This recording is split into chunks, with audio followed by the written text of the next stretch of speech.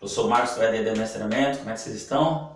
Bom, primeiro eu gostaria de desejar a vocês um bom início de semana, né?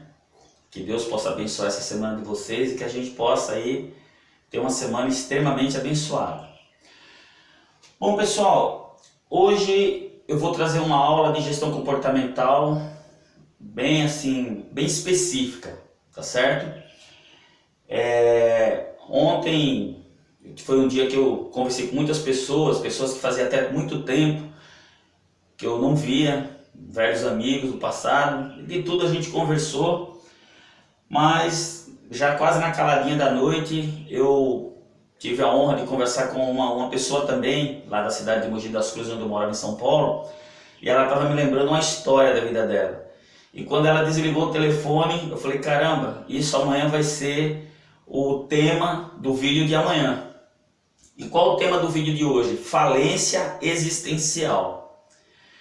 Existem três tipos de falência, pessoal.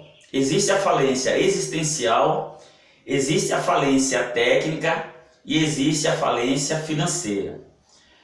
A falência financeira é a soma da falência existencial e da falência técnica. Uma pessoa que existencialmente ela não aparece, né? Ela não existe, né?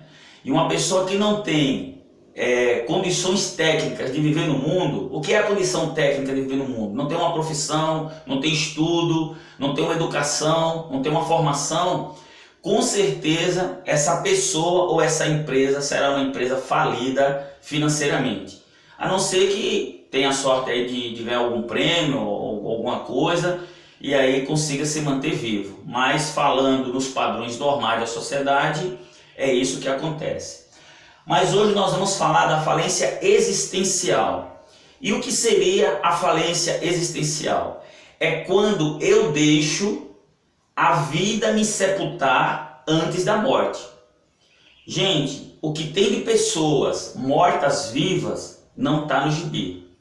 Tem pessoas que abriram mão da sua própria vida, certo? E isso nós chamamos do quê? De planejamento de opressão. Olha, pessoal, isso é o pior caminho que um ser humano pode traçar. É quando ele decide deixar de existir. Não estou falando de se matar não, tá, pessoal? Nós não estamos falando de suicídio. O que é deixar de existir? O que é decidir deixar de existir? É quando eu me tranco dentro de um quarto, é quando eu me isolo de uma sociedade, é quando eu já não escuto mais ninguém, é quando meus olhos já não têm mais visão, porque eu queria que vocês entendessem o seguinte: existem duas coisas, existe o enxergar e existe a visão. Enxergar, eu enxergo com os olhos, a visão eu tenho com a mente, e a visão é que cria os objetivos.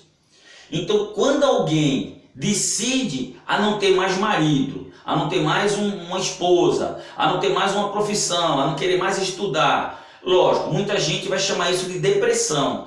Mas conversando com a psicóloga, ela me deu a diferença entre você desistir de você e você estar deprimido. A pessoa deprimida, com depressão, ela se torna uma pessoa frágil, sensível, muitas vezes até uma pessoa doente, né? Eu não vou entrar nesse campo da psicologia porque não é minha área.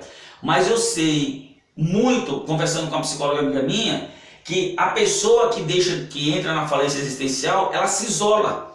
Ela continua trabalhando, ela continua tendo uma vida social, ela continua tendo, mas de uma forma tão moderada que praticamente ela não existe. E aí você diz para mim assim, Marco, mas o que é opressão? O que é esse planejamento de opressão? É o efeito negativo experimentado por pessoas que são alvo cruel de um poder de uma sociedade ou grupo social. Olha o que é a definição da palavra opressão. Alvo cruel. Você passa a ser um alvo cruel. Muitas vezes isso acontece muito dentro da família. Muito dentro da família. Rejeição devido a uma escolha que a pessoa fez e a família não quer aceitar. Emprego, perseguição dentro do trabalho. Muitas vezes perseguição dentro de um grupo social, aquele grupinho que se fecha para ferrar com a vida do outro. Ou seja, é uma perseguição porque você vira um alvo cruel. E por você virar esse alvo, você começa o quê? Deixar de existir. você começa a deixar a vida te sepultar muito mais rápido do que a morte. Por quê, pessoal? Um ser humano, ele tem que viver no mundo com objetivos e com metas. Então, qual é o objetivo? Quero ser engenheiro. Opa, legal. Eu tenho um objetivo na minha vida de ser engenheiro. Então, para mim ter um objetivo de ser engenheiro, eu preciso de uma meta. Aliás, de várias metas. Mas a primeira meta que eu preciso para ser engenheiro é ter o quê? O ensino médio completo. Senão eu não consigo prestar um vestibular. Então, essa pessoa, ela está criando na vida dela perspectiva, visões. Daqui a 5 anos eu vou ser engenheiro. Mas quando ela está dentro do planejamento de opressão e ela está sendo alvo cruel de um grupo ou uma sociedade, ela fala assim: ah, a vida para mim tá bom, do jeito que tá bom, se eu morrer hoje tá bom demais, eu não tô nem mais com nada. Por quê? Ela não consegue ter mais objetivos, ela não consegue ter mais visão, e por ela não ter visão, ela não tem meta. Sabe o que vai acontecendo com essas pessoas? Elas vão se tornando sensíveis, elas vão sendo alvo fácil para uma dependência dessa sociedade cruel. Ela vai ficando uma pessoa tão sensível que ela chega a um ponto que uma pessoa morta, enterrada no caixão, ela pode se dizer que ela tem mais vida do que essa pessoa que está respirando o ar da terra. Sabe por quê? Porque a pessoa morta no caixão está no estado de inércia, ela está no estado estático. Ali ela não vai mais para lugar nenhum. Agora imagina um ser humano na terra que ele perdeu totalmente a vontade de viver. Aí sabe o que é que você vai me responder?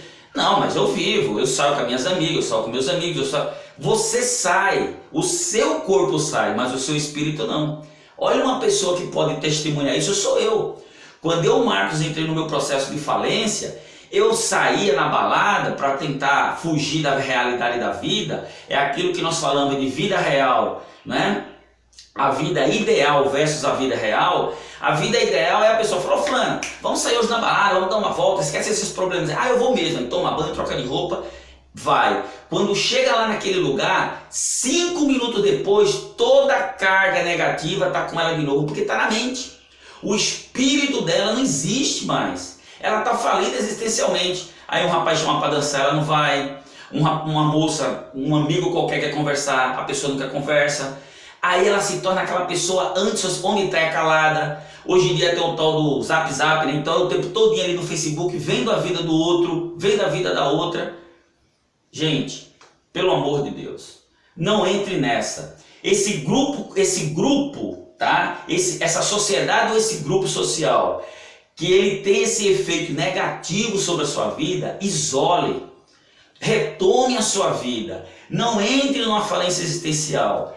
Crie um objetivo real. Outra coisa, não crie metas inexequíveis, metas que você não vai conseguir. Olha só, eu nunca mais na vida vou casar, eu nunca mais na vida quero um namorado, eu nunca mais na vida vou comprar um carro, eu nunca mais na vida vou comprar uma moto. Gente, pelo amor de Deus, para com isso. Isso é meta inexequível. Você vai casar sim, você vai namorar sim, você vai comprar uma moto sim, você vai comprar um carro sim. Sabe por quê? Isso são necessidades humanas. Quando a gente estuda a pirâmide de Maslow, ele diz que o ser humano é dotado de necessidades. E se tem uma necessidade que o corpo do ser humano tem, é sexo. Se tem uma necessidade que o corpo do ser humano tem, é de se mostrar, de crescer, de engrandecer. Deus não deu espírito de covardia a ninguém. Deus não deu espírito de miserável a ninguém.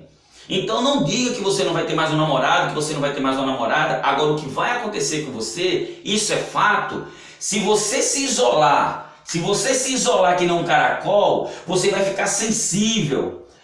A primeira espertalhona e o primeiro espertalhão que se aproximar de você, você vai confundir amor, sabe com o quê? Com ternura.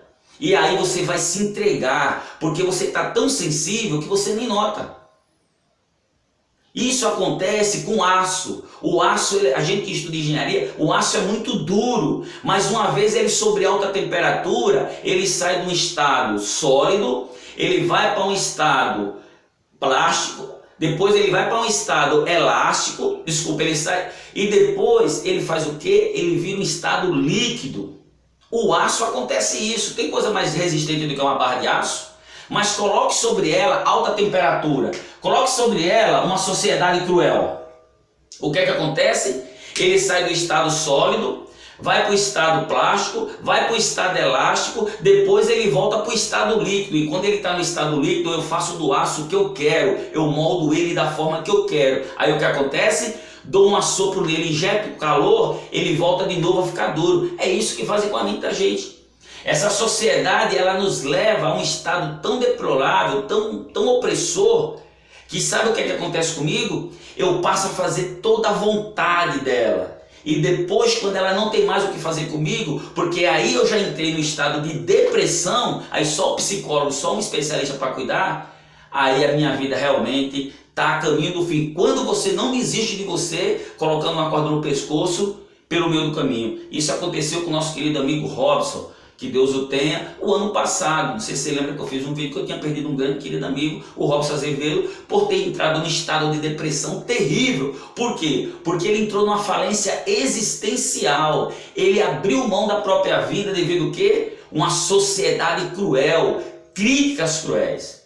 Então, pessoal, eu sou o professor Marco EAD Mestramentos, vou ficando por aqui. Quero dizer a você que é uma satisfação imensa ter você aqui como meu aluno. Entra lá na plataforma eadmestramentos.com.br. Fechamos a plataforma com 100 cursos muito bons. Graças a Deus, a gente agora começou de verdade, né, pessoal? Então, como eu disse a vocês, que a segunda-feira começaremos de verdade. E agora é só colocar o joelho no chão, orar a Deus e fazer do EAD Treinamentos no estado de Alagoas ser um grande sucesso. Então, uma boa semana, fica com Deus e um beijão no coração. Tchau, pessoal.